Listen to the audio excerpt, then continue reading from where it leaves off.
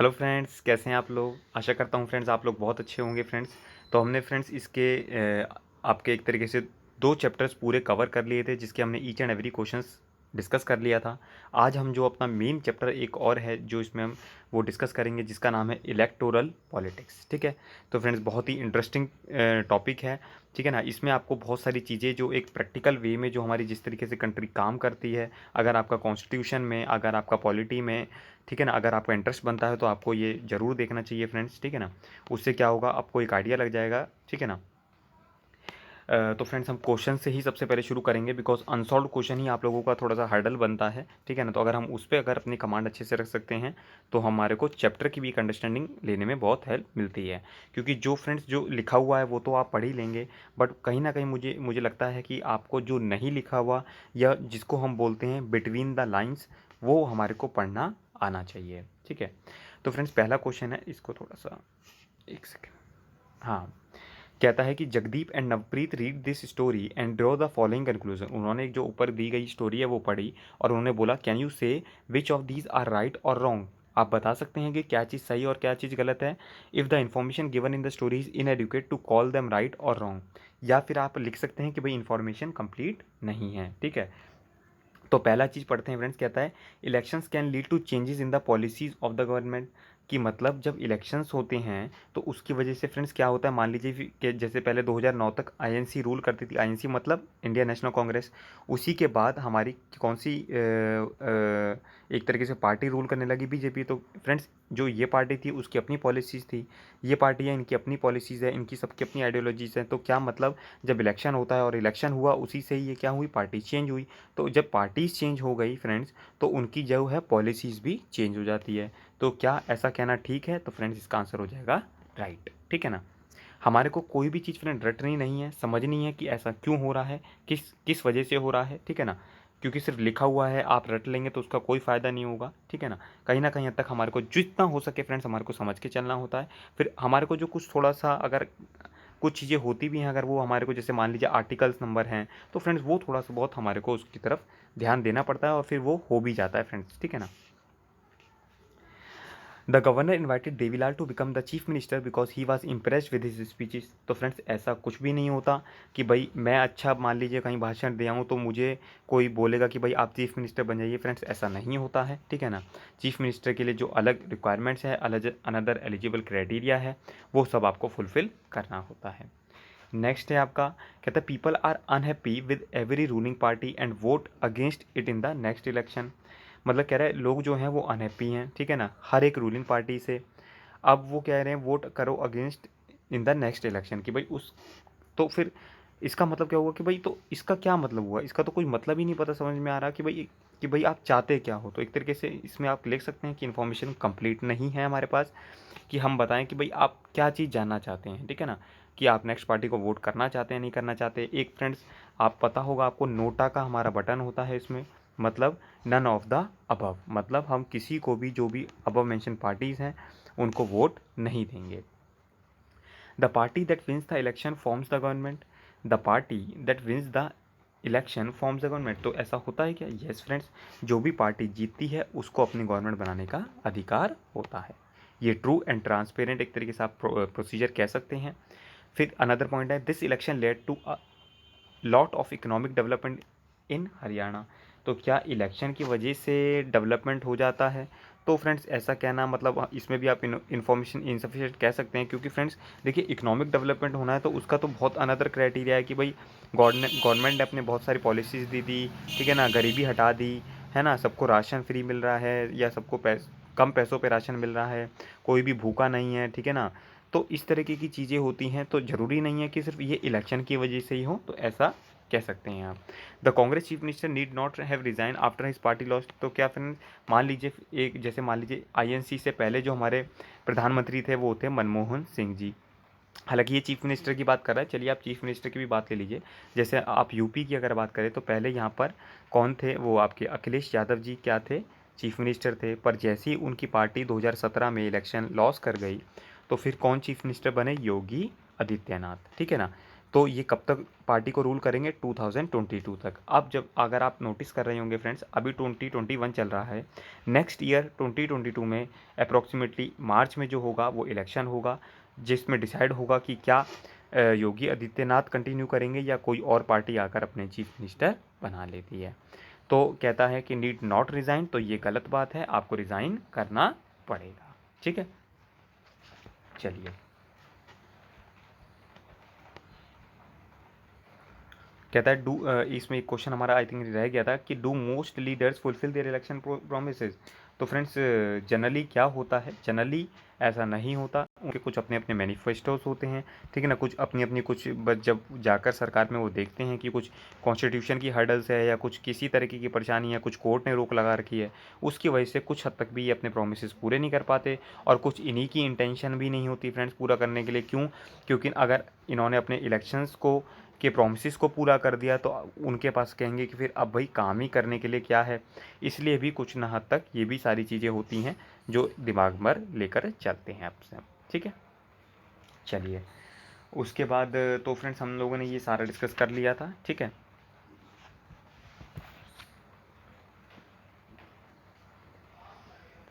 तो अब हम नेक्स्ट क्वेश्चंस की तरफ चलते हैं अपना।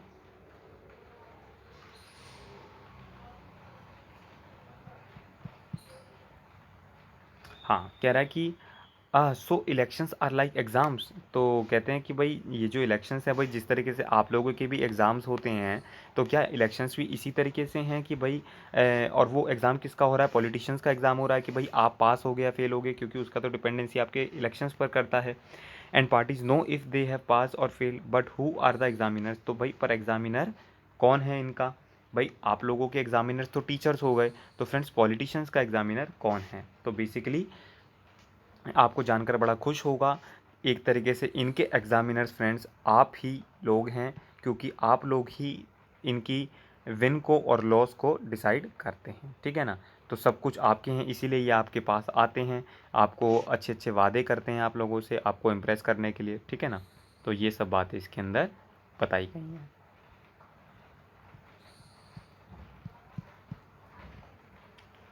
ये देख रहे हैं फ्रेंड्स कि किस तरीके से एक स्टेट होती है, उसके अंदर कितनी कितनी छोटी छोटी कॉन्स्टिट्यूएंसीज होती हैं जहाँ से इलेक्शन कंडक्ट करा जाता है। ठीक है ना, चलिए। अब नेक्स्ट क्वेश्चन है फ्रेंड्स, तो इसमें क्या कहना चाह रहा है फ्रेंड्स कि like in panchayat should we not have at least 1/3 seats in the parliament and assemblies reserve for women. की मतलब जैसे कि भाई जिस तरीके से हमने पंचायत में वीमेंस के लिए 1/3 रिजर्वेशन दे रखा है, तो क्या ऐसा रिजर्वेशन आपको पार्लियामेंट में या फिर जो स्टेट लेजिस्लेटिव असेंबली है फ्रेंड्स उसमें कि उसमें कोई प्रोविज़न नहीं है? तो फ्रेंड्स बेसिकली अगर मैं आपको बताऊं तो देखिए, वीमेन जो है ये भी हमारी 50% हिस्सा होती है हमारी पूरी सोसाइटी का, पूरी कंट्री का। तो हमारे को इस सेक्शन को भी बिल्कुल भी इग्नोर नहीं करना है। इग्नोर नहीं करेंगे तभी हमारा कंट्री की जो है एक तरीके से ग्रोथ हो सकती है और डेवलपमेंट हो सकती है। ठीक है जी, तो अब आप चाहते हैं फ्रेंड्स कि जो वीमेन का स्टेटस है वो भी अपलिफ्ट करे, ठीक है ना, तो कहीं ना कहीं आपको इसके बारे पे ध्यान देना चाहिए और कोशिश कीजिए कि भाई जिन लोगों ने बहुत सारा समय तक अपनी चीज़ें को सहा है, बर्दाश्त किया है, उन लोगों के लिए भी अपलिफ्टमेंट के लिए या वो भी अपना प्रेजेंस अपने पार्लियामेंट वगैरह में दिखा पाए। ठीक है ना, क्योंकि जनरली नहीं तो फ्रेंड्स ये सारा आपका मेल डोमिनेटेड हो जाता है और वीमेन का कोई रोल प्ले नहीं कर पाते। ठीक है जी, अब देखिए आपको लोकसभा की कॉन्स्टिट्यूंसीज दिख रही है फ्रेंड्स, ये 543 सीट्स हैं, उसको किस किस तरीके से बांट रखा है देखिए। आपकी भाई ये एससी होता है फ्रेंड्स, स्केड्यूल्ड कास्ट, और एसटी होता है स्केड्यूल्ड ट्राइब। ठीक है, ये पता होना चाहिए, बट कभी कभार हो सकता है कि आप लोगों को समझने में दिक्कत हो, इसलिए मैंने आपको बता दिया। तो फ्रेंड्स आप देख रहे हैं कि भाई 543 सीट्स हैं, जिसमें से 412 तो जनरल के लिए रिजर्व्ड हैं, तो मतलब reserve in the sense general के लिए हैं, और वैसे बेसिकली अगर आप कहें तो एससी एसटी के लिए इतनी इतनी सीट से रिजर्व हैं कि भाई जो इन सीटों पे पर्सन आएगा वो एससी एसटी कैटेगरी से ही बिलोंग करेगा। ठीक है जी, जिससे वो अपने हित को, अपनी बातों को आगे रख सकता है। अब आप फ्रेंड्स एक मैप देख रहे हैं ये वाला, ठीक है ना, इसको देखकर आपको इसमें कोई जानकारी इस तरीके से तो मेंशन नहीं है, पर आप लोगों ने देख लिया कि भाई रेड कलर है, इसका मतलब जो भी शेड्यूल कास्ट के लोग हैं वो यहाँ से आए हुए हैं। इसी तरह से शेड्यूल ट्राइब के आप देख रहे हैं लोग कहाँ से इस तरीके से आए हुए हैं। तो अब ये आपसे पूछ रहा है कि see the map above and answer the following questions. अब आपको इनके जवाब देने हैं, ठीक है। तो मैं आपकी मदद करता हूँ, जो भी आंसर हम कर सकते हैं इसका। कुछ होंगे जो आपको अपने बेसिस पर बताना होगा, क्योंकि फ्रेंड्स आप किस स्टेट से बिलोंग करते हैं उसका मुझे आइडिया नहीं है, वो तो आप अपने एक्सपीरियंस शेयर करके ही बता सकते हैं। अब जैसे पहला ही क्वेश्चन है friends, what is the number of Lok Sabha constituency in your state. तो आप फ्रेंड्स किस स्टेट से बिलोंग करते हैं। देखिए आप इतनी सारी स्टेट्स दे रखी हैं, आप होंगे इन्हीं में से किसी में से। आप हो सकते हैं यूपी से हो, राजस्थान से हो, वेस्ट बंगाल से हो, मिज़ोरम से हो, नागालैंड से हो। तो आप बताइए किस स्टेट से हैं और आपके यहाँ कितनी लोकसभा की कॉन्स्टिट्यूंसीज़ हैं, आप ये बताकर चलिए। और अपने 2 पड़ोसी देश नेबरिंग स्टेट्स को भी आप बताएंगे, ठीक है ना। तो friends I am waiting for your reply. Which states have more than 30 Lok Sabha constituencies. तो फ्रेंड्स अगर आप देखें कि भाई 30 से ज़्यादा किन किन स्टेट्स में हैं, बिहार में है, ठीक है, फिर महाराष्ट्र में है, उसके बाद आपका तमिलनाडु में है, और सबसे ज़्यादा फ्रेंड्स किस में है, सबसे ज़्यादा उत्तर प्रदेश में है, और फिर वेस्ट बंगाल में भी है, ठीक है जी। चलिए, why do some states have such large number of constituencies. तो भाई इन स्टेट्स में क्यों है सबसे ज़्यादा लार्ज, बिकॉज क्योंकि यहाँ पर फ्रेंड्स जो पॉपुलेशन है वो ज़्यादा है, और यहाँ पर वोटर्स जो है हमारे ज़्यादा हैं। उसी के बेसिस पर ये देखा जाता है कि यहाँ पर लार्जर नंबर ऑफ कॉन्स्टिट्यूंसीज हैं। Why are some constituency small in area while others are very big. कि भाई कुछ जो कॉन्स्टिट्यूंसी है सबसे छोटी है और कुछ बड़ी बड़ी हैं। तो फ्रेंड्स ऐसा क्यों है, क्योंकि हमने एरिया वाइज एक तरीके से कॉन्स्टिट्यूंसीज़ को फिक्स कर दिया गया है, जो कि किसके बेसिस पर है, नंबर ऑफ़ वोटर्स के बेसिस पर है, ठीक है ना। तो ज़्यादा नंबर ऑफ़ बड़ा एरिया होगा तो उसमें क्या होगा, ज़्यादा नंबर ऑफ़ हमारे एक तरीके से वोटर्स कवर हो जाएंगे, और जिसको हम बोलेंगे कि ये एक कॉन्स्टिट्यूंसी है हमारी, ठीक है। चलिए, देन उसके बाद पूछता है friends, are the constituency reserve for SC ST evenly spread all over the entire country or as there more in some areas. तो बेसिकली फ्रेंड्स अगर हम बात करें तो फ्रेंड्स कॉन्स्टिट्यूंसीज़ में भी सीट्स रिजर्व हैं SC ST के लिए, ठीक है ना, और जो कि अपनी पॉपुलेशन के हिसाब से डिस्ट्रीब्यूटेड है, ठीक है ना। तो अगर हम कहें कि भाई तो ये इवनली डिस्ट्रीब्यूट नहीं है, पॉपुलेशन के हिसाब से वहाँ पर देखा जाता है। तो ये इलेक्टोरल रोल देख सकते हैं फ्रेंड्स कि किस तरीके से बनता है, ठीक है ना। हाँ जी, तो ये सब तो एक्टिविटी का पार्ट है, ये तो आपका क्लास में ही होगा, ठीक है ना। ये देखिए इलेक्शन रिजल्ट जो भी है, तो फ्रेंड्स आप देखिए कि जो लोग भी न्यूज़पेपर अगर वगैरह पढ़ रहे हैं तो उनको वैसे भी आइडिया लग जाता है उसका, और अगर नहीं भी पढ़ रहे हैं तो अगर आप बुक से अंडरस्टैंडिंग लेंगे तो आपको न्यूज़पेपर पढ़ने की एक आदत लग जाएगी। मतलब मैं आपको रिकमेंड करूँगा फ्रेंड्स कि अगर आप लोगों ने अभी तक न्यूज़पेपर पढ़ना नहीं शुरू किया तो प्लीज़ आप अपने डे का कम से कम 1 घंटा, कम से कम 1 घंटा, चाहे आप पिक्चर उसमें से फ़ोटोज़ ही देख लीजिए न्यूज़पेपर से, ठीक है ना। तब भी आपको धीरे धीरे धीरे धीरे जब आप वोट देने के लायक हो जाएंगे 18 ईयर्स के, तो आपको चीज़ें कुछ ना कुछ हद तक समझ में आने लगेंगी। और सबसे ब्यूटी क्या है फ्रेंड्स, आपने ये जो ब्यूटीफुल सब्जेक्ट ले रखा है ये भी आपको पूरा न्यूज़पेपर समझने में हेल्प करेगा। अभी आप लोगों को बिल्कुल नहीं समझ में आता होगा कि यूपी का इलेक्शन है, क्यों हो रहा है, कितनी सीट्स है, कौन जीतेगा, क्या है। इसी तरह प्राइम मिनिस्टर का इलेक्शन, प्रेसिडेंट का इलेक्शन, ठीक है ना, गवर्नर कैसे अपॉइंट होते हैं। तो इसके लिए फ्रेंड्स कोई भी ज़्यादा वरी और सोचने की ज़रूरत नहीं है। आप स्टेप बाय स्टेप आगे बढ़ेंगे, आपको सारी चीज़ समझ में आने लगेगी, ठीक है। चलिए, उसके बाद ये तो कॉन्स्टिट्यूंसी वगैरह का रिजल्ट्स हैं हमारा, ये इतना इम्पोर्टेंट नहीं है। उसके बाद हमारा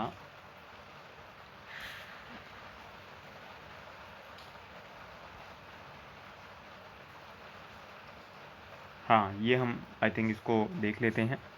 तो फ्रेंड्स कहता है कि इलेक्शन रिजल्ट है ऑफ गुलबर्गा सीट्स, ठीक है ना। तो गुलबर्गा सीट्स का आपको इलेक्शन का रिजल्ट दे रखा है, तो वो कह रहा है कि what is the percent of voters who had actually cast their votes. तो कितने परसेंट लोगों ने अपना वोट कास्ट किया है। तो फ्रेंड्स जब आप इन सब चीज़ों को टोटल कर लेंगे, ठीक है ना, तो अप्रॉक्सीमेटली 57% कुछ आएगा। तो आप कह सकते हैं कि 100% में से मतलब 57% लोग थे जिन्होंने वोट कास्ट किया है। नेक्स्ट है फ्रेंड्स, कहता है कि to win an election is it necessary for a person to be secure more than half the votes. तो फ्रेंड्स ऐसा नहीं है, ठीक है ना। ऐसा हर जगह नहीं होता है। इसको भी समझने में आपको थोड़ा सा टाइम लग सकता है फ्रेंड्स। जब कॉन्स्टिट्यूंसी के इलेक्शंस होते हैं तो जिसके भी हाईएस्ट नंबर ऑफ वोट्स होते हैं वो इलेक्शन जीत जाता है। अब आपको थोड़ा सा कन्फ्यूज़ हो रहा होगा कि कहीं तो मैं फ्रेंड्स मेजोरिटी की बात करता हूँ, कहीं इस तरह की बात करता हूँ। तो फ्रेंड्स जब तक आप ये चीज़ें लिख कर नहीं क्लियर करेंगे तब तक आपको ऐसे ही कन्फ्यूज़ होते रहेंगे, समझ में आना थोड़ा सा दिक्कत महसूस कर सकता है। तो प्लीज़ फोकस करिए बातों पर, लिख कर पढ़िए। अगर वैसे समझ में नहीं आ पा रहा है तो कोई इशू नहीं है फ्रेंड्स। अभी आप बिल्कुल एक बेसिक स्टेज पर हैं, तो जितना ज़्यादा आप अभी अपने ऊपर मेहनत करेंगे आप उतना अच्छे से पढ़ सकते हैं, समझ सकते हैं, ठीक है ना। चलिए नेक्स्ट क्वेश्चन की तरफ चलते हैं। कहता है कि identify the fair and the unfair electoral practices among the following. कि भाई कुछ प्रैक्टिसेस फेयर होती हैं फ्रेंड्स, मतलब करनी ठीक है, और कुछ नहीं होती। तो इसका क्या मतलब हुआ? A minister flags off a new train in his constituencies a week before polling day.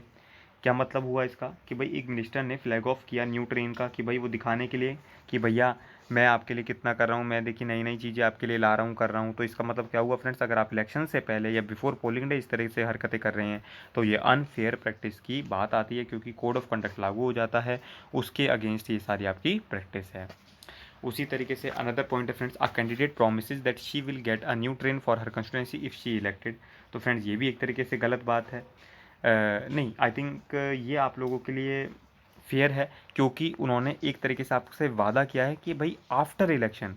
तो अब अगर आप जिताते हैं उनको और तब वो कुछ कर रहे हैं तो ठीक है, वो तो उनका एक तरीके से भी वादा हो गया आपसे, ठीक है ना। अब उसके बाद अगर वो मान लीजिए उन्होंने कहा कि भाई मैं नई नई ट्रेन चालू करवा दूंगी या करवा दूंगा, और वो फिर बाद में नहीं चालू करवाते हैं, तो फिर आपको पता चल जाएगा कि भाई नेक्स्ट बार इसको वोट नहीं देना है, ये तो वादे से अपने मुकर जाता है। तो इस तरीके के वादा आप फेयर है, ये आप कर सकते हैं। तीसरा पार्ट है supporters of a candidate take the voters to a temple. अब देखिए ये सबसे बड़ा मेजर पार्ट हो गया कि भैया कुछ वोटर्स का सपोर्ट लेने के लिए वो उनको टेम्पल ले गया। तो भाई टेम्पल क्यों लेकर गए आप? भाई जब हमारी इंडिया, आपको पता है, एक सेकुलर कंट्री है जहाँ पर हमारे को सारे रिलीजन की रिस्पेक्ट करनी है, तो सिर्फ आप कुछ लोगों को टेम्पल ही क्यों लेकर चले गए कि भाई उनसे आपको वोट मिल जाएगा? आपको लगता है वो मेजोरिटी में है तो आपको उनसे वोट मिल जाएगा? तो फ्रेंड्स ये तरीका बिल्कुल गलत है, ये हमारा तरीका आपके संविधान के खिलाफ है, ठीक है। चलिए नेक्स्ट पार्ट डिस्कस कर लेते हैं। कहता है the supporters of a candidate distribute blankets in slums in return for a promise for vote. तो इसका क्या मतलब हुआ कि भाई जो एक तरीके से सपोर्टर से या फिर जो भी वोट देने वाले थे, उन्होंने क्या किया, ब्लैंकेट डिस्ट्रीब्यूट करना शुरू कर दिए, कंबल वगैरह डिस्ट्रीब्यूट कर दिए कि भैया मुझे एक तरीके से वो खरीदना चाह रहा है अपने वोटर्स को। तो इस तरह की प्रैक्टिस तो फ्रेंड बिल्कुल भी गलत है, उचित नहीं है ये। क्यों? क्योंकि आज आप ब्लैंकेट के लिए पैसा डिस्ट्रीब्यूट कर रहे हो, कल आप सरकार में आ जाओगे तो आप पैसा उस तरीके से कमाओगे कि भैया मैंने अपने ब्लैंकेट डिस्ट्रीब्यूट करने में 2 करोड़ रुपये खर्च कर दिए थे, अब मुझे सबसे पहले तो 2 करोड़ रुपये कमाना है, उसके बाद अपना जेब भरूंगा। तो फिर आप वेलफेयर तो करेंगे ही नहीं, अपना वेलफेयर कर रहे हैं। तो ये भी कहीं हद तक तरीका सही नहीं है, ठीक है। अब नेक्स्ट क्वेश्चन है फ्रेंड्स, क्या why does the election commission have so much powers, is this good for democracy? तो फ्रेंड्स मैंने I think one of the videos में आपको ये सब बातें बता रखी हैं कि ये एक ऑटोनोमस बॉडी होती है जो कि इलेक्शन को फ्री एंड फेयर मैनर में करवाती है, जिससे कि कोई भी जो भी अनफेयर प्रैक्टिस है वो ना हो। तो अगर आप कहते हैं कि भाई फ्री एंड फेयर इलेक्शन करवाने के लिए इस तरीके की बॉडी के पास पावर्स होनी चाहिए, तो यस फ्रेंड्स इस तरीके की पावर होनी चाहिए। ये मतलब मना कर देती है कि भाई किसी का भी ट्रांसफ़र नहीं होगा, सब इनके हाथ में बहुत पावर आ जाती है इलेक्शन के टाइम पर, ठीक है ना। तो कहीं ना कहीं हद तक कहते हैं कि हम भी कि yes is it good for their democracy. तो इसका आंसर हो जाएगा यस, ठीक है ना। चलिए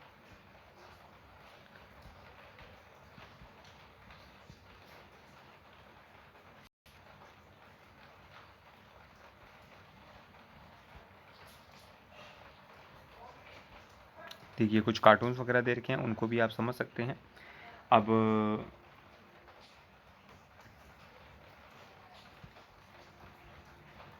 तो फ्रेंड्स इसी के साथ हमारा ये जो इन टेक्स्ट क्वेश्चंस थे फ्रेंड्स वो कंप्लीट हो गए हैं। मुझे लगता है फ्रेंड्स ज़्यादा वीडियो लंबा ना हो, इस वजह से मुझे लगता है इसको यहीं रोक देना चाहिए। और फिर जब हम नेक्स्ट सेक्शन में, यहाँ पर तो हमने अपना पूरा पार्ट पर डिस्कस कर लिया सारे इन टेक्स्ट क्वेश्चंस, ठीक है ना। अब हम सेकेंड पार्ट में इसके डिस्कस करेंगे सारी एक्सरसाइजेज के क्वेश्चन जो कि आपको नीचे मैंशन कर रहे हुए हैं। एक एक क्वेश्चंस का हम यहाँ पर सोल्यूशन करके चलेंगे। आई थिंक हमारे पास 10-11 क्वेश्चन हैं, तो उसको हम अच्छे तरीके से सॉल्व करेंगे फ्रेंड्स। तो ठीक है फ्रेंड्स, मिलते हैं नेक्स्ट लेक्चर में। Thank you.